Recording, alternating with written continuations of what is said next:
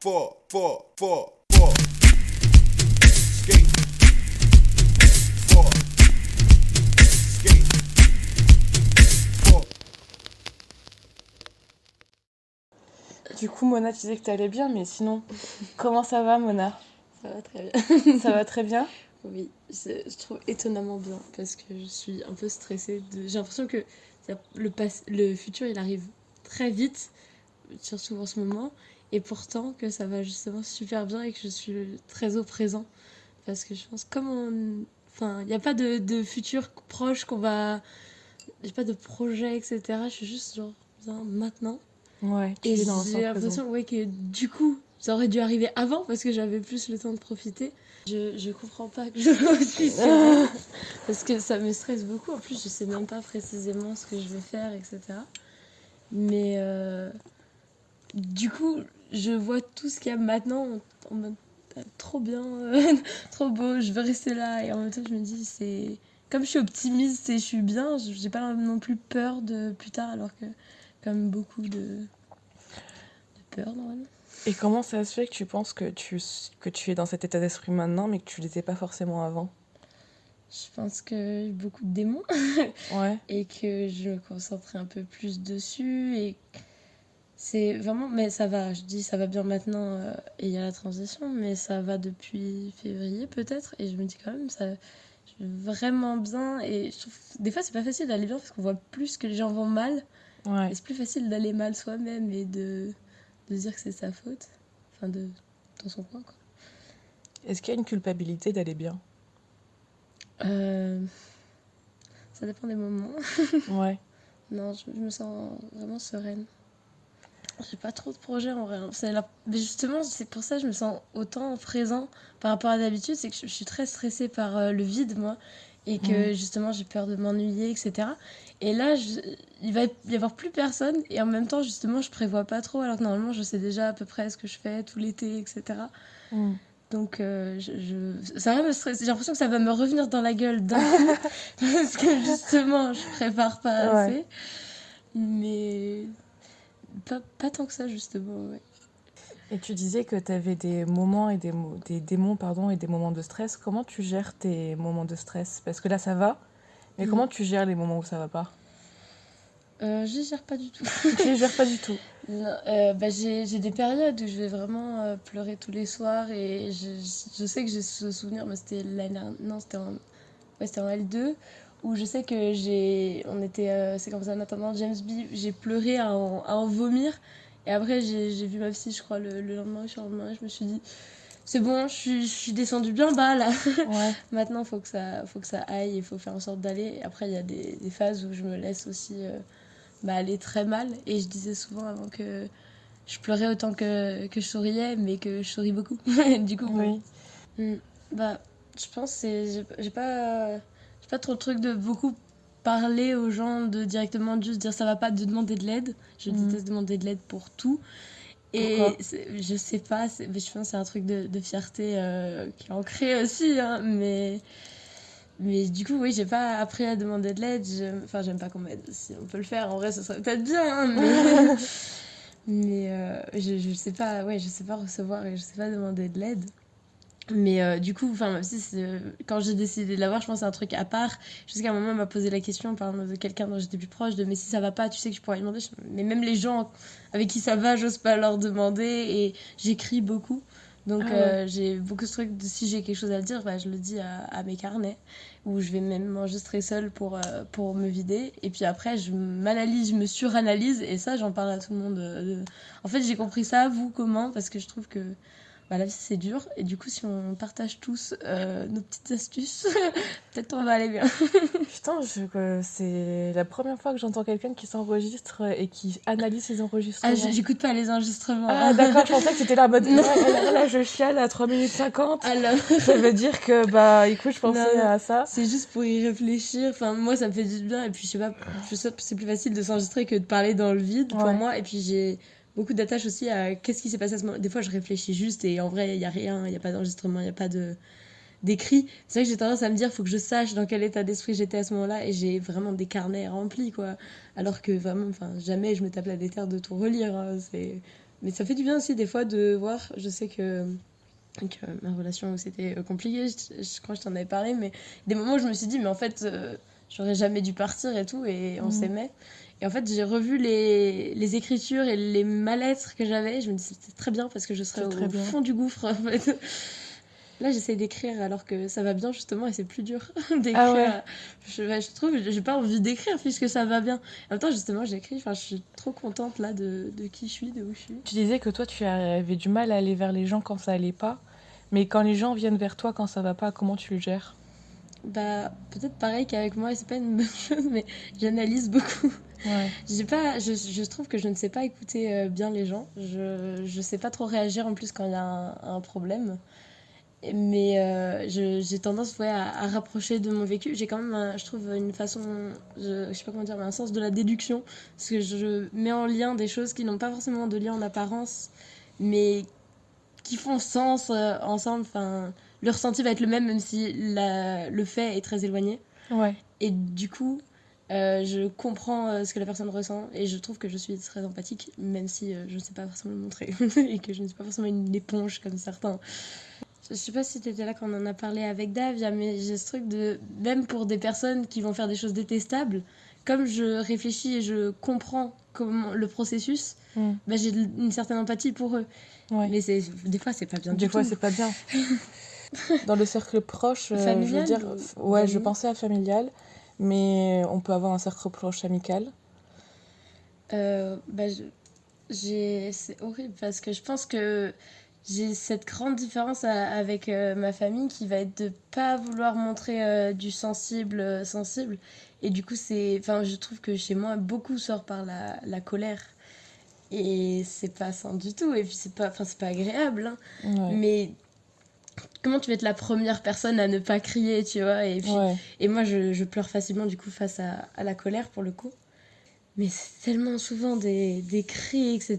C'est épuisant. Je suis trop Les gens contente qui crient, de vivre c'est- en dehors, ouais.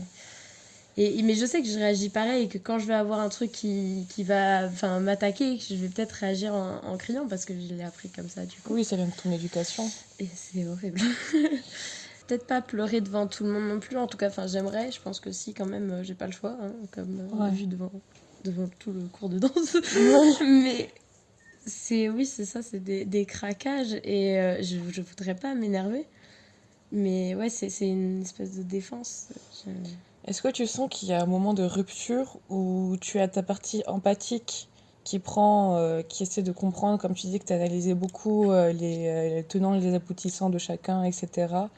Et est-ce que tu penses qu'il y a un moment de rupture où juste tu fais part de tes émotions et tu peux crier et pleurer, ou ça vient instantanément? T'as pas cette phase d'empathie et de... Je pense que ouais, c'est deux moments différents et j'ai pas forcément une analyse avant quand on me crie dessus. Ouais, C'est difficile de dire comme ça, du coup, ça fait un moment qu'on m'a pas crié dessus. tant mieux Tant pour mieux. toi. Je te souhaite de C'est continuer peut-être comme pour ça. ça que ça va. Mais ouais, je pense que je suis quand même sensible, même si parfois beaucoup, j'ai voulu me faire croire le contraire aussi. Donc, non, à ce moment-là, je pense que j'essaye d'être rationnelle dans ce que je dis, mais qu'il y a tellement de défense qui crient, etc., que c'est plus une analyse, c'est de la défense et je peux sûrement dire des choses débiles. Mais je trouve que mon père a vraiment ce truc de pas admettre qu'il a tort et donc c'est insupportable et Ouais. ça ne fait que monter, ça peut pas descendre. Mais surtout, du coup, il y a plein de moments où il y a tort et je me dis, dans ces moments-là, il faut attendre et peut-être plus tard, il acceptera entre grosses guillemets qu'il a tort et encore. Et mon père, en plus, quand il a tort, je pense qu'il a ce truc de reprocher autre chose qui n'a rien à voir mais qui te reproche du coup vraiment. Mais du coup, toi, tu ne peux pas te débattre de tout ça, genre... Et tu peux ne pas répondre à la question, mais c'est quoi ton rapport avec tes parents? Bah là, ça va. Ouais. C'est très compliqué. J'ai l'impression, en même temps, j'ai eu beaucoup de chance et malgré ça, j'adore mon père et j'ai trop reconnaissante d'avoir pu beaucoup faire les festivals, etc. avec lui, des moments où je passe seule avec lui, je suis généralement très bien. Quand j'étais petite, j'avais jamais été aussi proche de mes parents que maintenant, limite. Et du coup, Enfin, il y avait beaucoup de trucs, des gens qui étaient très attachés à leurs parents, qui leur faisaient des câlins. Je me souviens de la première fois qu'on est parti à Avignon, Liam qui téléphonait à sa mère tous les jours, et moi on a dû me dire, il faut que t'appelles tes parents dans la semaine, Mona. Ouais, il faut leur tenir au courant que t'es en Voilà, vie. il faut faire quelque chose. Que je pense que c'est aussi en partant de chez mes parents que j'ai pu me rapprocher d'eux d'une certaine manière, où je me dis ok, enfin, je les aime, il y a tout ça qui est bien. Je sais qu'à un moment, j'avais écrit un texte, un jour j'aimerais leur donner, en même temps, bah, si je tarde trop, je vais moi-même plus aimer le texte, c'est sûr. Ouais. Mais c'était il y a longtemps. Enfin, il y a beaucoup de reconnaissance et en même temps, oui, en analysant, enfin, je me dis, justement, moi, j'ai fait sûrement une crise d'adolescence très, très tôt. Où je dis, enfin, je devais être détestable et j'étais très râleuse quand j'étais petite. Enfin, alors, je sais que j'avais un carnet qui était avec des petites intercalaires. Et j'avais mes problèmes avec mes amis, mes problèmes avec mes copains, mes problèmes avec mes parents. Tu classes tes petits problèmes. Voilà. Et j'écrivais quand ça allait pas, déjà. C'est quoi ton rapport au corps? Je me sens bien. Je me sens assez bien. J'ai pas de problème avec mon physique. Par moments, je vais pas le trouver au mieux, mais juste souvent, je m'en fous. Je me dis, En fait, c'est ça, c'est que, bah, du coup, par mon rapport au corps, viscéralement, c'est vraiment ce truc. Mais c'est génial. Il marche, il fonctionne. Je peux marcher. Et je sais que je fais un parallèle nul en disant, mais on s'occupe de la taille de nos seins alors qu'ils nous servent à rien. Et on remercie jamais d'avoir des pieds qui nous portent. Et je trouve ça fou. Enfin, T'as raison. tellement, en fait, j'aurais pas envie. Enfin, je sais que pour certains, c'est très difficile. Mais après, moi, j'ai ce truc aussi de me dire, j'ai tellement de complexes dans ma tête que j'ai pas le temps d'en avoir des physiques en plus. Mais que enfin, ça sert à rien, on s'en fout en vrai du physique. Après, je dis ça parce que je pense aussi que de base, j'aime bien mon physique. Je suis pas à plaindre, j'ai pas vécu de discrimination par rapport à mon physique. Enfin, on m'a peut-être dit que j'étais à vomir, mais ça va, maintenant je le vis bien. Super. Mais c'est quand même. Genre, ça nous porte, on peut faire des milliers de choses, on peut courir, on peut danser. Et je me dis, mais tant que j'aurai deux jambes. Même justement, c'est souvent les gens qui en ont plus aussi qui se rendent compte de la chance qu'ils ont de tout le reste, etc. Après, dans l'intimité, moi, je pense que je suis à l'aise. Après, ça dépend toujours des gens qu'on a en face. Comme moi, j'ai à avoir des expériences avec beaucoup de gens différents. Je sens que n'a pas le même rapport. Et une personne qui est mal à l'aise avec son corps peut mettre beaucoup plus mal à l'aise avec notre corps, alors qu'à la base, on l'est pas du tout. Je vois certaines personnes qui peuvent rester à poil toute la journée chez moi. Bah, ça me met trop bien. On est très à l'aise, tout va bien, et je vais pas forcément avoir le réflexe de m'habiller. Si je vois que directement, bon, tu restes forcément sous la couette, etc., bah, je me sens pas... en fait, c'est une vulnérabilité aussi, et je peux pas être la seule à être complètement nue. Alors que pourtant, j'ai pas ce truc de pudeur. Par contre, vraiment, j'ai découvert la pudeur. Ah bon la pudeur en ayant envie d'aller faire pipi, en étant trop dans un mauvais état pour être en pleine conscience de mes actes. Mais sinon, vraiment, j'ai pas du tout ce rapport à la pudeur. Enfin, il y a des limites à tout. Hein. Bien sûr. Et il y a un sujet que je voulais parler avec toi parce que j'ai l'impression que tu es assez à l'aise là-dessus. Et je n'ai parlé avec personne pour l'instant. C'est de sexualité. Ben, je suis très à l'aise avec ça. Surtout, surtout on pourra en parler pour en faire aussi. Y a pas de souci. Oui. Mais c'est vrai que ça, je pense pour le coup, c'est bizarre parce que c'est depuis, je pense, j'allais dire le collège, mais même avant, je pense que j'avais une curiosité, mais bon, comme peut-être on l'a tous eu, je me rends pas trop compte justement de si les gens sont aussi curieux avant.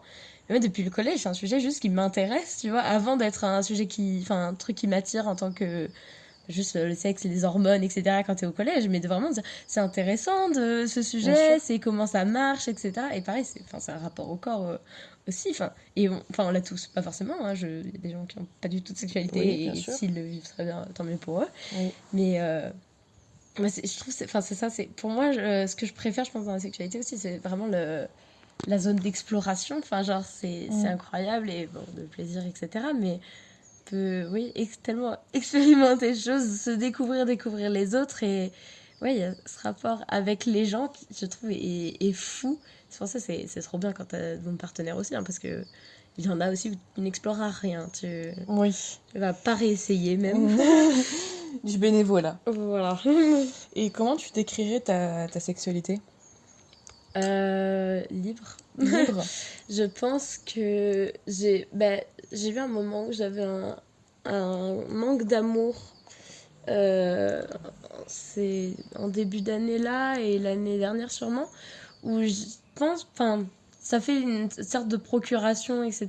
Mais en même temps, je me dis, mais justement, je profite tellement d'être célibataire, de pouvoir explorer plein de choses, voir des gens différents. Et j'aurais pas envie d'être enfermée avec quelqu'un dans ce sens-là, où je me dis, mais c'est pas. Enfin, même si on peut explorer plein de choses avec quelqu'un, et justement, limite, c'est mieux quand on est avec quelqu'un depuis longtemps pour explorer. En même temps, les gens sont tous différents, il y a des choses qu'on ne verra jamais d'une personne à l'autre, bien que. Enfin, des choses minimes peut-être. Et maintenant que j'ai plus du tout aussi ce manque d'amour que j'ai pu ressentir et qui me faisait me dire t'accroches aussi à. Enfin, c'est ça, un manque d'affection, quoi.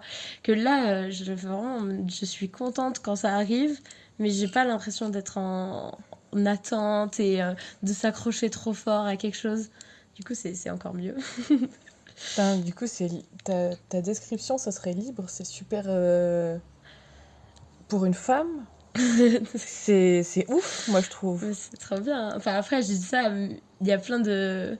Il y a plein de moments où je me suis dit aussi, c'est maintenant, mais c'était très dépendant de justement.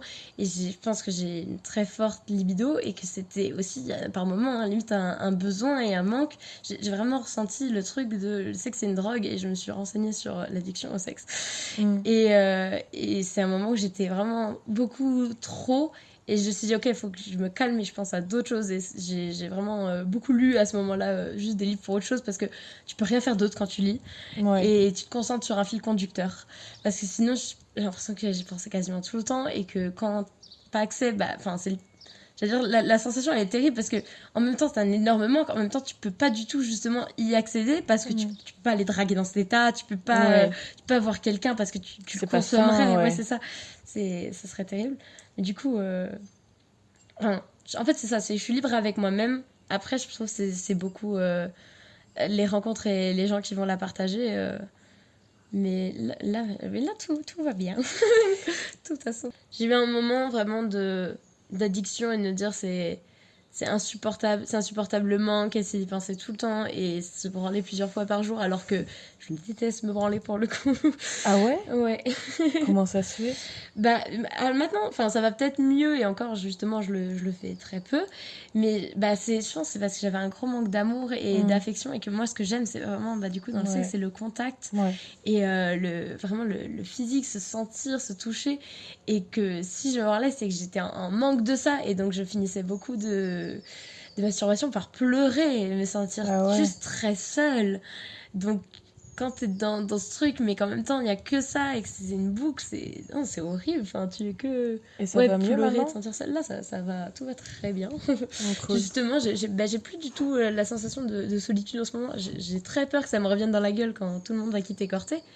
Mais c'est ça, là j'adore le sexe hein, si je peux justement et je trouve que depuis que je vais bien, c'est beaucoup plus facile aussi d'attirer les gens et d'avoir des envies avec les gens parce que tu te sens à l'aise, et puis t'as pas une pression à te dire faut absolument que genre on y arrive ou ok on va faire ça, genre c'est juste bien et je trouve que j'ai moins peur de l'amour aussi et avoir moins peur de l'amour c'est très bien en drague parce que tu peux jouer avec ça qu'avant j'ai vraiment ce truc de direct si on me dit un truc là oula attention et une grosse distance etc. Tu avais peur de l'amour? Ou tu as peur de l'amour? Je pense que j'ai toujours un peu peur de l'amour, mais que ça va un peu mieux. Mais j'ai toujours, je pense, eu un peu peur enfin, j'avais peur de l'engagement, mais j'ai eu mon premier copain où ça s'est quand même bien passé. Et à ce moment-là, j'avais envie de me poser, etc. Mais ça a été long le temps que ça a duré. Et après, j'avais besoin de plus d'espace, de plus de liberté. Et non, j'ai eu mon deuxième copain. Ouais. Donc après, j'avais toujours... Du coup là, le besoin de liberté, il était étouffé parce que j'ai pas eu la place de le prendre et que jalousie maladive, etc. et insupportable. Donc après, j'avais très peur déjà à ce moment-là, je commençais à avoir un peu peur de l'engagement, de se dire c'est de la jalousie forcément. Et après ça, mais je me disais, enfin, maintenant, j'ai l'impression que ça commence à aller mieux, parce que ça fait aussi 3 ans et demi que je suis célibataire.